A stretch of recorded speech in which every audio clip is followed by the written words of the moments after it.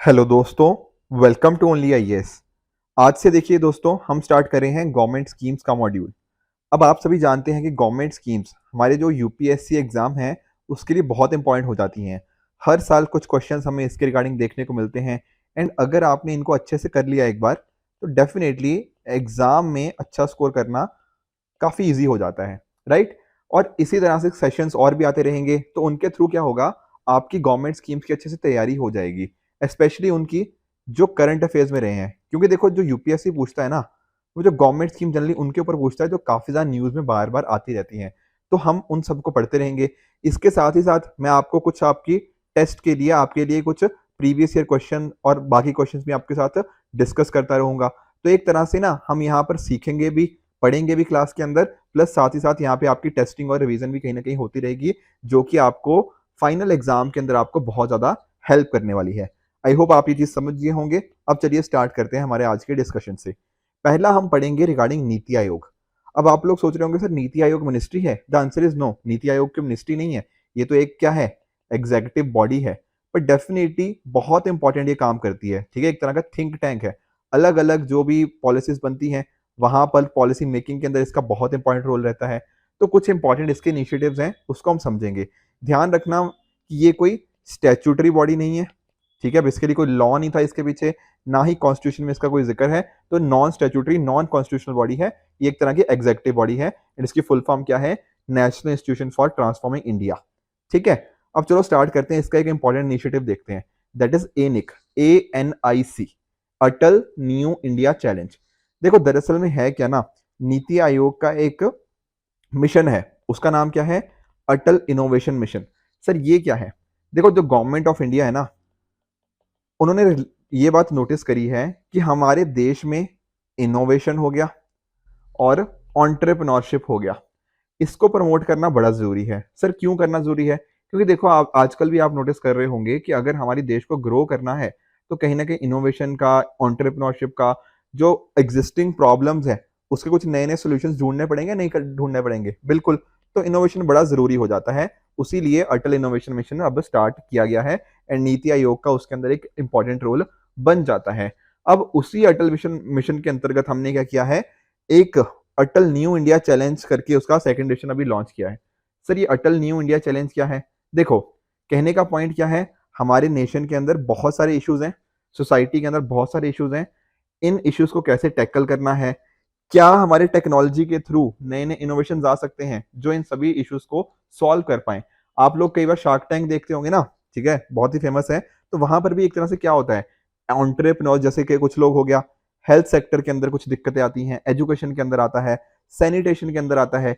यहाँ पर हम इन सभी जगह के अंदर कैसे टेक्नोलॉजी लेकर आ सकते हैं एंड उसके बेसिस के ऊपर जो सोसाइटी के जो इश्यूज हैं इनको सॉल्व किया जा सकता है। इसके लिए एक चैलेंज है, that is Atal new India challenge. I hope ये चीज आप समझ गए होंगे। तो किसके अंतर्गत आपसे कोई पूछे किसके अंडर आता है ये, तो ये आता है नीति आयोग, यानी कि जो अटल इनोवेशन मिशन में उसकी बात यहाँ पर कर रहा हूँ। दरअसल में ना हमारी गवर्नमेंट का फोकस भी है एम टू इनोवेट, ठीक है। अटल इनोवेशन मिशन टू इनोवेट, ऐसा हमारे प्रधानमंत्री जी के द्वारा बोला गया है। यहाँ पर कुछ सेक्टर्स जैसे for example education, health, water, sanitation, housing, energy, mobility, space application, इन सभी जगह के अंदर हम इनोवेशन लाने की कहीं ना कहीं कोशिश कर रहे हैं। बहुत सारे स्टार्टअप्स ना ऐसे होते हैं जो वैली ऑफ डेथ में जाके फंस जाते हैं। कहने का मीनिंग क्या, कि मान लो ना पहले स्टार्टअप एक अच्छा काम कर रहा है, पर अचानक से पता क्या होता है, उसका रेवेन्यू आना बंद हो जाता है कि उसको कुछ नया फंडिंग नहीं मिलती एंड कहीं ना कहीं वो रेवेन्यू जनरेट करना उसके लिए मुश्किल हो जाता है। ऑपरेशन चालू हो चुके हैं पर रेवेन्यू ज्यादा नहीं आ रहा।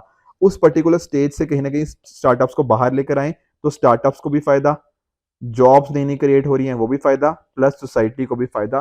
तो हर पर्टिकुलर स्टेक होल्डर को यहाँ पर फायदा ही देखने को मिला है इस अटल न्यू इंडिया चैलेंज के अंतर्गत।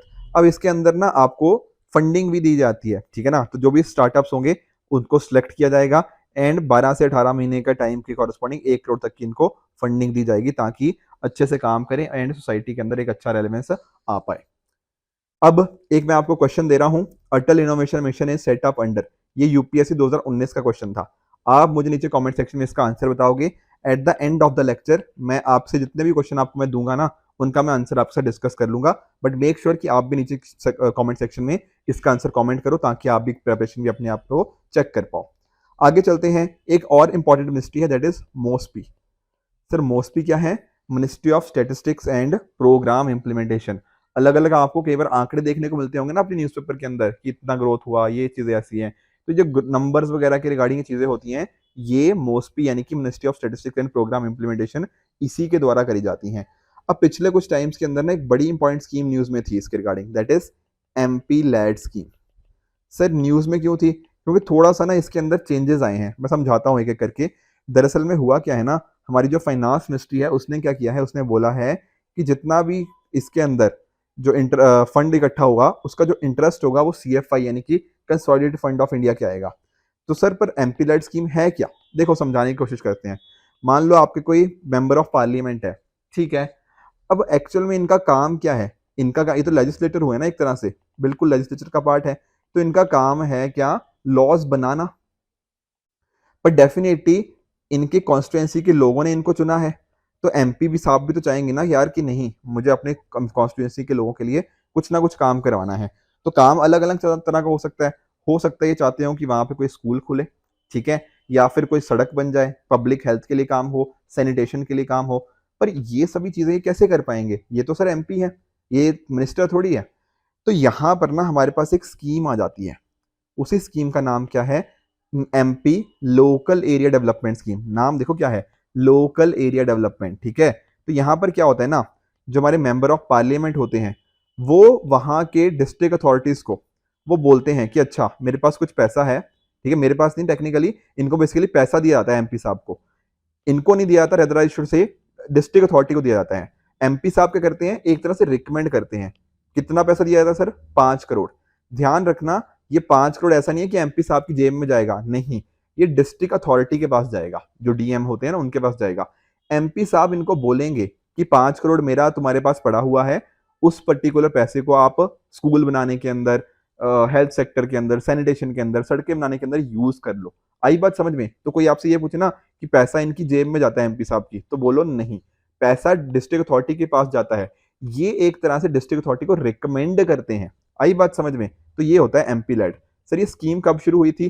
देखो ये स्कीम बहुत पुरानी है सर, बहुत पुरानी मतलब ये स्कीम स्टार्ट हुई थी 1993 में। उस टाइम पे हमारे प्रधानमंत्री जी थे पीवी नरसिम्हा राव जी।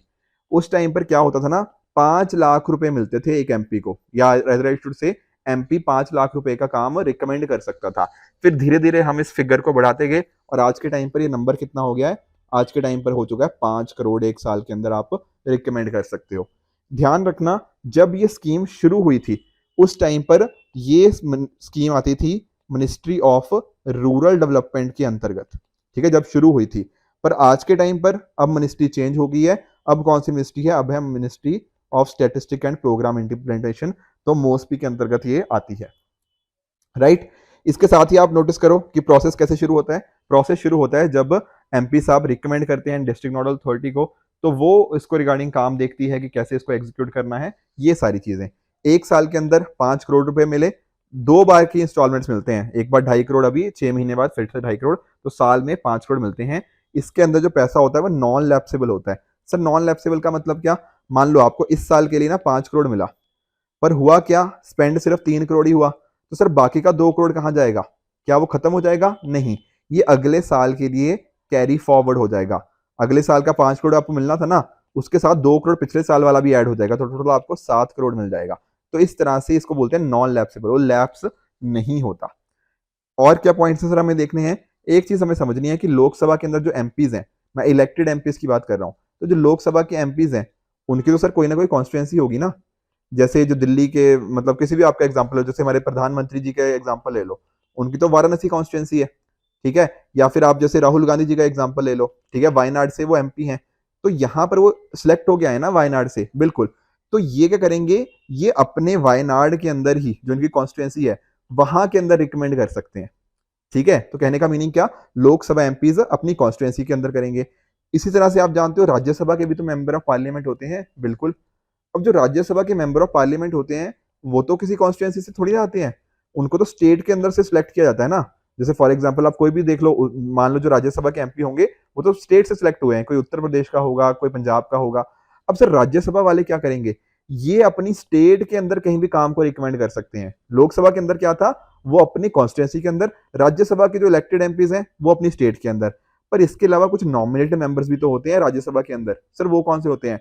आप जानते होंगे ना, जो एक तरह से आर्ट, लिटरेचर, सोशल सर्विस या इस पर की चीजों के अंदर जो इन्वॉल्व होते हैं वो भी तो हैं। सर वो कहाँ जाएंगे जो नॉमिनेटेड वाले होते हैं? वो पूरी कंट्री के अंदर कहीं भी रिकमेंड कर सकते हैं, क्योंकि उनको प्रधान प्रेसिडेंट साहब ने रिकमेंड नॉमिनेट किया है ना। तो वो तो ना ही किसी स्टेट को बिलोंग करते हैं, ना ही किसी कॉन्स्टिट्यूंसी को बिलोंग करते हैं। तो पूरी कंट्री के अंदर वो कहीं पर भी काम रिकमेंड कर सकते हैं। ध्यान रखना, यहाँ पर एक ना लाइन है, नॉमिनेटेड मेंबर्स ऑफ लोकसभा। आप लोग सोच रहे होंगे sir nominated member of Lok Sabha कौन होते थे?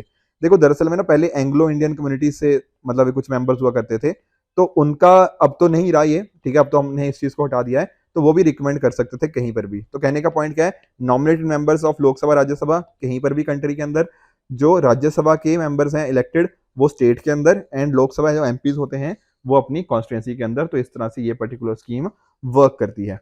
ठीक है, नॉन लेप्सेबल वाला पॉइंट समझ गए। साथ में आपको नोटिस करना है कि जो इनका काम होता है ना, 15% किसके लिए होना चाहिए? एससी पॉपुलेशन के लिए, और 7.5% ऐसी पॉपुलेशन वो वाले एरियाज में जहां पर शेड्यूल्ड ट्राइब पॉपुलेशन देखने को मिलती है। साथ के इसके अंदर भी नोटिस करना कि जो इंस्पेक्शन है, कम से कम 10% काम की इंस्पेक्शन जो इंप्लीमेंट हुआ है काम, 10% की तो कम से कम उसकी इंस्पेक्शन हर साल होती ही होती है। राइट, ये हो गया एमपी लैड स्कीम के बारे में।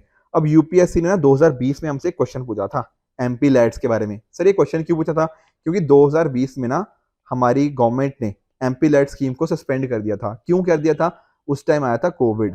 तो कोविड के चक्कर में सरकार के पास पैसा कम था, तो उन्होंने बोला कि 2 साल के लिए हम ये स्कीम रन नहीं कर पाएंगे, तो 2 साल के लिए इसको रोक दिया गया था। फिर बाद में अब ये स्कीम रिज्यूम हो चुकी है।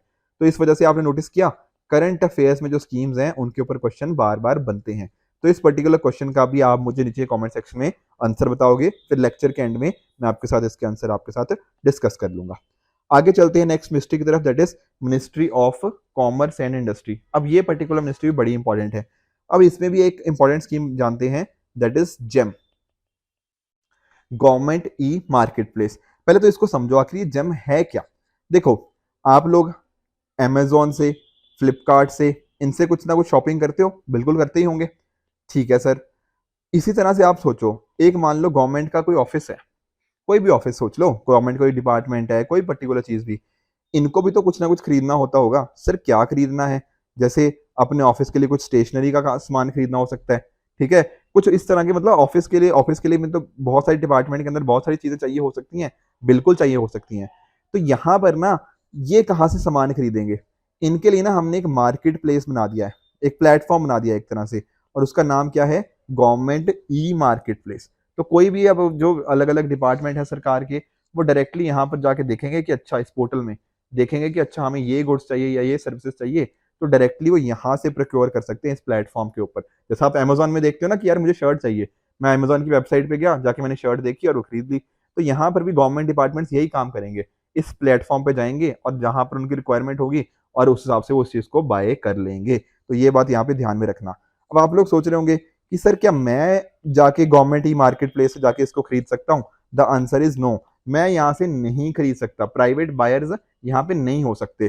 पर क्या मैं यहाँ पे सेल कर सकता हूँ? देखो हाँ, यहाँ पर इसके ऑप्शंस बना दिए गए हैं, थोड़ा प्रोसेस होता है इसके रिगार्डिंग भी, आपको रजिस्टर वगैरह करना पड़ेगा बहुत सारे इस तरह के। तो प्राइवेट सेलर हो सकते हैं, पर प्राइवेट यहाँ पे बायर्स नहीं हो सकते, ये बात आप यहाँ पे ध्यान में रखिएगा।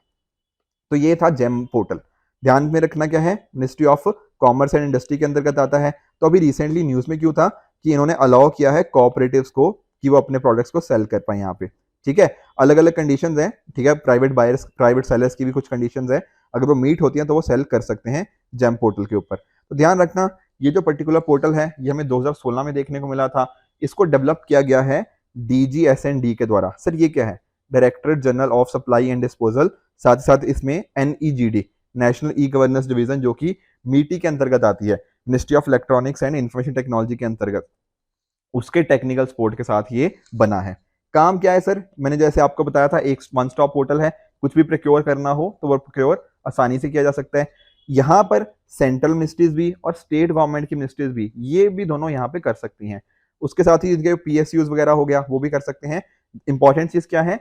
प्राइवेट बायर्स यहाँ से बाय नहीं कर सकते, पर प्राइवेट पीपल सेल जरूर कर सकते हैं थ्रू द पोर्टल। तो आई होप आपको जैम पोर्टल भी अच्छे से समझ आ गया होगा। नेक्स्ट टॉपिक की तरफ चलते हैं, दैट इज ODOP इनिशिएटिव। देखो नाम क्या है इसका, वन डिस्ट्रिक्ट वन प्रोडक्ट। हर पर्टिकुलर डिस्ट्रिक्ट ना कोई खासियत होती है, ठीक है ना। आप लोग भी जानते होंगे, आपके डिस्ट्रिक्ट में भी कुछ, जैसे मान लो किसी जगह पे हो सकता है क्रिकेट बैट बनते हो, किसी जगह पे स्पोर्ट्स गुड्स बनती हो, किसी जगह पे कारपेट्स बनते होंगे। तो इस तरह से हर डिस्ट्रिक्ट का ना कोई अपना पर्टिकुलर उसकी कुछ स्पेशलिटी होती है। तो जो हमारी उत्तर प्रदेश गवर्नमेंट थी ना, उन्होंने क्या किया, उन्होंने ये स्कीम को देखा कि हाँ यार ये तो अच्छी चीज है, तो उन्होंने वन डिस्ट्रिक्ट वन प्रोडक्ट करके एक स्कीम निकाली। फिर बाद में क्या हुआ, इस स्कीम को हमारी सेंट्रल गवर्नमेंट ने अडॉप्ट कर लिया, क्योंकि काफी अच्छी स्कीम थी। अभी सर न्यूज में क्यों है, न्यूज में इसलिए है क्योंकि हमारी कॉमर्स एंड इंडस्ट्री मिनिस्ट्री ने ना ये बात बोली है कि जो ODOP इनिशिएटिव है, इसको हम ONDC के साथ इसको इंटीग्रेट करेंगे। दरअसल में ओपन नेटवर्क डिजिटल कॉमर्स कुछ नहीं है, बट एक तरह से ना, जैसे आप जानते हो Amazon हो गया, फ्लिपकार्ट हो गया, ये पर्टिकुलर जो है ना, ये बड़े बड़े प्लेयर्स के लिए अच्छी चीजें हैं, पर छोटे दुकानदारों के लिए ये चीज उतनी सक्सेसफुल नहीं है। तो हम क्या करना चाहते हैं, हम सभी सेलर्स को इक्वल अपॉर्चुनिटी देना चाहते हैं, उसीलिए ONDC हमें देखने को मिल जाता है। तो ये तो सर होगी news. One district one product में थोड़ा और जाने, तो यहाँ पर आप नोटिस कर सकते हो कि पहले उत्तर प्रदेश गवर्नमेंट में थी, पर जब हमारी सेंट्रल गवर्नमेंट ने कब लॉन्च करी, 2018 में ये पर्टिकुलर स्कीम लॉन्च करी, ताकि जो डिस्ट्रिक्ट्स हैं अपना पूरा पोटेंशियल देख पाएं, उनके वहां पे जो भी इंप्लॉयमेंट अपॉर्चुनिटीज हैं स्पेशली रूरल एरियाज के अंदर, वो उनको अच्छे से पहुंच पाए, इसके रिगार्डिंग ये स्कीम है। तो एक हमारे पास ना एक ये स्कीम थी, prime minister formalisation of FPE या FME बोल सकते हो, prime minister formalisation of micro food processing enterprises. इसके अंतर्गत हमें ये देखने को मिल जाता है। तो अडॉप्शन जो हुआ है ODOP का, वो इसी स्कीम के साथ हुआ है। बाकी ओपन नेटवर्क डिजिटल कॉमर्स, ये मैंने आपको बता ही दिया, कैसे हम चाहते हैं कि ई कॉमर्स को थोड़ा डेमोक्रेटाइज करें। ऐसा ना हो कि बस एक दो प्लेयर्स Amazon फ्लिपकार्ट इन्हीं की मोनोपोली रहे, उसको हम थोड़ा डेमोक्रेटाइज करने की बात कर रहे हैं अंडर ODOP। नेक्स्ट टॉपिक की तरफ चलते हैं, दैट इज MPEDA। अब ध्यान रखना है, फुल फॉर्म क्या है, marine products export development authority. तो जो हमारे मरीन प्रोडक्ट्स हैं ना, उनके हम एक्सपोर्ट्स को डेवलप करना चाहते हैं, जितने भी मरीन प्रोडक्ट्स हैं उनको ज्यादा से ज्यादा इंडिया से एक्सपोर्ट करा जाए, इसके रिगार्डिंग है। कौन सी ministry sir, ministry of commerce and industry. देखो एक बात नोटिस करना है, बार बार ये मिनिस्ट्री क्यों बता रहा हूँ, क्योंकि बहुत बार ना क्वेश्चन इसी के ऊपर पूछ ले जाते हैं कि अच्छा ये अथॉरिटी है किस मिनिस्ट्री के अंतर्गत है। तो ये मिनिस्ट्री वाला तो आपको डेफिनेटली अच्छे से पता ही होना चाहिए। अभी सर न्यूज में क्यों है ये पर्टिकुलर चीज, देखो इसलिए है क्योंकि जो हमारे कॉमर्स मिनिस्टर हैं, उन्होंने बोला है कि इंडिया में जो मरीन रिसोर्सेज है उसको कैसे बूस्ट करना है, क्या टारगेट्स हैं, ये बात करी है। तो इन्होंने बात करी है कि ऐसे ना हमें 20 मार्केट्स देखनी होंगी आइटम्स की, जो 90% एक्सपोर्ट्स को कंट्रीब्यूट करती हैं। फिर उनको कैसे हम क्या स्ट्रेटजीज बना सकते हैं, उसके ऊपर वर्क करना होगा। साथ में ही स्टेट वाइज हमें प्लान बनाने की जरूरत है। हमारी कोशिश है आने वाले टाइम के अंदर, यानी कि 5 सालों के अंदर हम $20 बिलियन के एक्सपोर्ट्स करें, ठीक है। इस तरह से कैसे हम फिशरमैन का लाइवलीहुड को रेज कर सकते हैं, ये अलग अलग ऑब्जेक्टिव्स हैं, और इसी में हेल्प कौन कर रहा है, हमारी MPEDA marine product export development authority. अब ये देखो दरअसल में क्या है ना, इसकी स्टैट्यूटरी बॉडी है, ठीक है। ध्यान रखना ये एक एक्ट के थ्रू बनी थी, ठीक है, that's why it is a statutory body under ministry of commerce and industry. पहले इसका जो नाम होता था ना, marine product export promotion council था, जिसको एस्टेब्लिश किया गया था 1961 में। फिर बाद में MPEDA इसका नाम रख दिया गया था। और यहाँ पर इसका काम क्या है कि कुछ भी एक्सपोर्ट के रिगार्डिंग हो मेरीन प्रोडक्ट्स का, वो कैसे करना है, कुछ स्टेप्स लेने हो, तो वो भी इसके द्वारा अच्छे से किए जा सकते हैं, ठीक है। कुछ मार्केटिंग एक्टिविटीज हो गया, बायर सेलर को आपस में मिलाएं, ठीक है, कुछ उनकी कुछ मीट्स हो, कुछ कॉन्फ्रेंसेस करी जा सकती हैं, कुछ और जगह पे डेलीगेशन हो गया। इसका प्रमोशन बेसिकली कैसे करना है, उसको कुछ नेगेटिव चीजें आ रही हो तो उसको हम कैसे ठीक कर सकते हैं, ये सारे काम इसके द्वारा किए जाते हैं।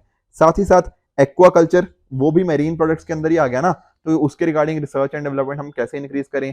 तो हमारे पास एक Rajiv Gandhi centre for aquaculture है, तो वहां पर भी कोऑर्डिनेशन इसके द्वारा करा जाता है और रिसर्च एंड डेवलपमेंट को इंक्रीज किया जाता है। इसके अलावा हमारे जो एक तरह से कैपेसिटी बिल्डिंग हो गया, उसमें भी यहाँ पे रोल इसका बन जाता है एक्वाकल्चर के थ्रू भी।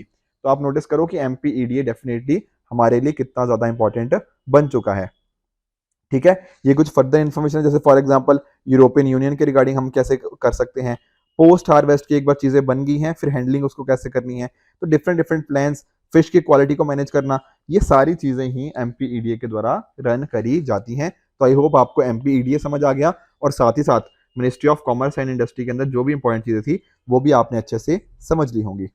अब चलते हैं हमारी नेक्स्ट मिनिस्ट्री की तरफ, that is ministry of health and family welfare. अब आप यहाँ पे नोटिस करो ना कि कोविड-19 के बाद हेल्थ के ऊपर बड़ा ज़्यादा फोकस बन गया है हमारी सरकार का। तो डेफिनेटली एग्जाम परस्पेक्टिव से ये जो पर्टिकुलर मिनिस्ट्री है ये हमारे लिए बड़ी ज़्यादा ही इंपॉर्टेंट बन जाती है। तो एक बार क्विकली भी इसको हम देख लेते हैं। पहला हमारा है निक्षय पोषण योजना।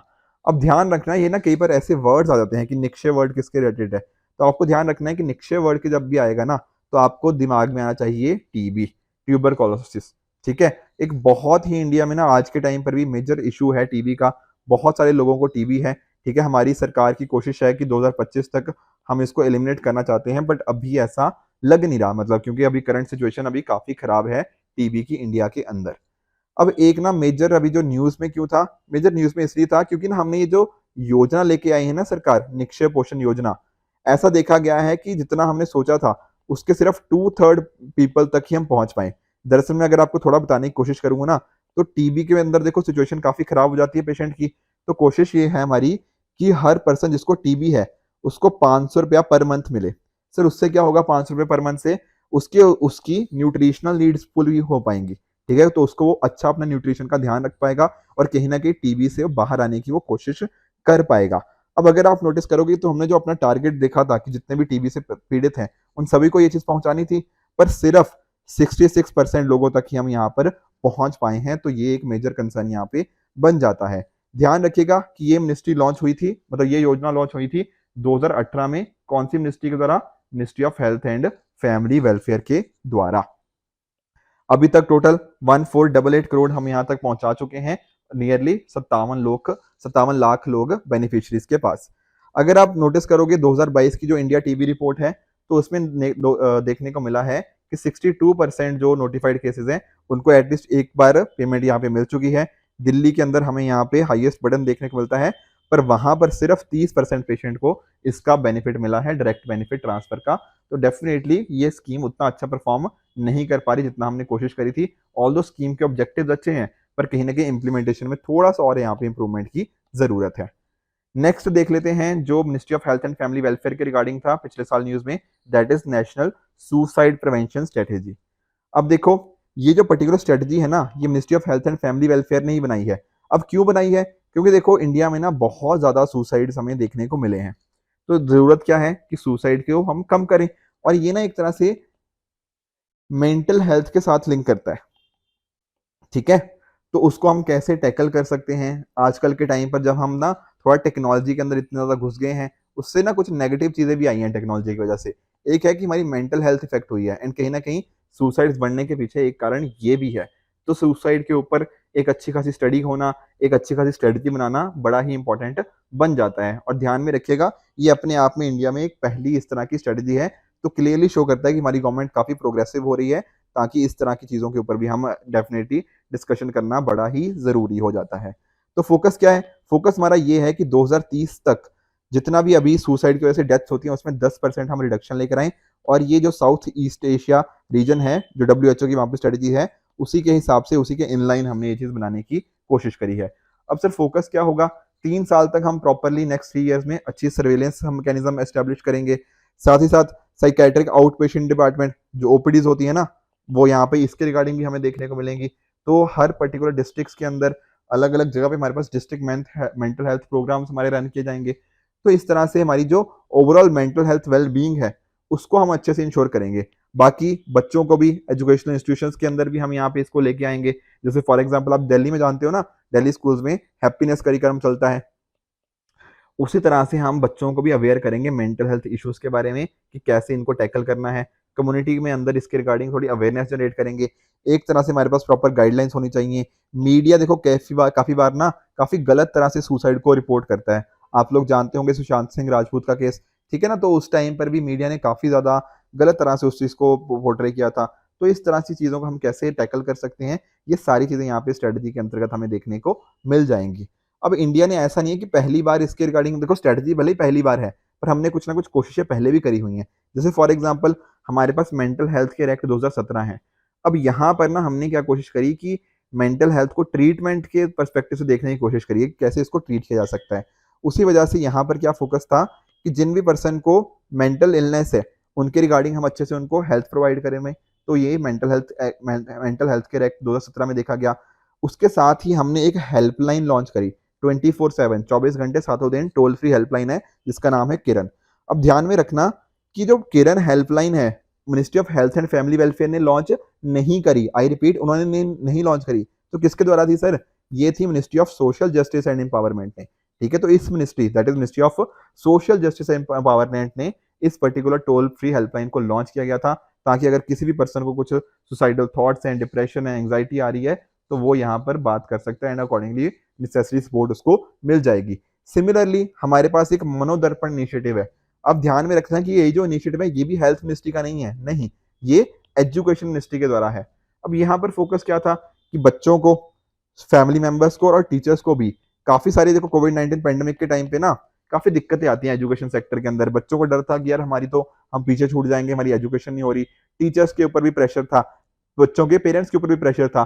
तो इस वजह से मिनिस्ट्री ऑफ एजुकेशन के द्वारा मनोदर्पण इनिशिएटिव को लेकर आया गया, ताकि कुछ साइकोलॉजिकल इश्यूज आते हैं तो किस तरह से हम उनको साइकोलॉजिकल सपोर्ट दे सकते हैं इन द टाइम्स ऑफ कोविड-19। तो ये मनोदर्पण इनिशिएटिव था by ministry of education. I hope आपको ये पर्टिकुलर चीज भी अच्छे से समझ आ गई होगी, राइट। तो ये कुछ टॉपिक्स थे हमें जो आज के सेशन में पढ़ने थे।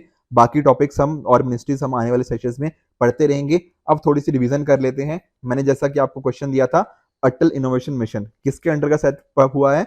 आई होप आपने सही कमेंट किया होगा। The answer is option C, NITI Aayog. सबसे पहला टॉपिक हमने यही देखा था, अटल न्यू इंडिया चैलेंज। उसके अंदर मैंने एम का आपको बताया था अटल इनोवेशन मिशन, तो डेफिनेटली इसका आंसर सी, नीति आयोग ही है।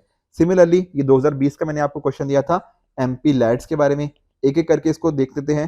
देखो पहला स्टेटमेंट कह रहा है एमपी लैड्स के जो फंड्स होते हैं वो ड्यूरेबल एसेट्स के लिए यूज होते हैं, जैसे फिजिकल इंफ्रास्ट्रक्चर हो गया, हेल्थ के लिए, एजुकेशन के लिए। तो बिल्कुल सर ये स्टेटमेंट बिल्कुल ठीक है। Second, specified portion of MPs fund must benefit SC ST population, तो ये बात भी हमने देखी। एक मैंने आपको परसेंटेज बताई थी शेड्यूल कास्ट और शेड्यूल ट्राइब के रिगार्डिंग, तो बिल्कुल उसके लिए भी यूज किया जाना चाहिए। तीसरा है MP LAD funds are sanctioned on yearly basis and unused funds can not be carried forward to next year. क्या अगले साल उसको कैरी फॉरवर्ड नहीं किया जा सकता? ये बात सर गलत है। आपने बताया था ना फंड्स क्या होते हैं, नॉन लैप्सेबल होते हैं। अगर एक साल में यूज नहीं हुए तो उसको अगले साल डेफिनेटली यूज किया जा सकता है, और तो इस वजह से स्टेटमेंट गलत हो जाती है। साथ में आप जानते हो 2.5 करोड़ एक बार इशू होता है, 2.5 करोड़ एक बार फिर से इशू होता है, तो इस तरह से ये चीज देखने को मिलती है। तो थर्ड स्टेटमेंट आपकी हो गई गलत। चौथी स्टेटमेंट, डिस्ट्रिक्ट अथॉरिटी को कम से कम 10% वर्क्स इंप्लीमेंटेशन के हर साल इसको इंस्पेक्ट करने पड़ते हैं, तो ये बात भी बिल्कुल ठीक है। तो सर हमारा आंसर क्या बन जाएगा? आंसर बन जाएगा option number D, 1, 2 and 4। Third statement यहाँ पर गलत हो गई थी। तो आई होप आपको क्लास आज की अच्छे से समझ आई होगी। साथ ही साथ जो मैंने क्वेश्चन आपको दिए थे उसके बेस पे आपने टेस्ट भी कर लिया अपने आप को कि क्या आपको चीजें आती हैं या नहीं आती, या जो चीजें पढ़ी समझ आई या नहीं आई, एंड उनको इंप्लीमेंट कर पा रहे हो या नहीं कर पा रहे हो, एंड कुछ हद तक यहाँ पर आपका उसका रिवीजन भी आपका डेफिनेटली हो गया होगा, राइट फ्रेंड्स। इसी तरह से आप भी अपने एंड पे हार्डवर्क करते रहिए। आने वाले सेशंस के अंदर हम और भी मिनिस्ट्रीज को डिस्कस करते रहेंगे इसी तरह से। इसके साथ ही अगर आपको ना इसकी पीडीएफ चाहिए और भी जो बाकी हमारे टेलीग्राम चैनल पे आपको मिल जाएगी, प्लस बहुत सारा यूजफुल कंटेंट आपको हमारे टेलीग्राम चैनल पे बिल्कुल मिल जाएगा। तो मेक श्योर आप उस कंटेंट को भी अच्छे से यूज कीजिए एंड अपनी प्रिपरेशन को और भी बेहतर कीजिए। So friend, this it for this video. Keep working hard, goodbye and good luck.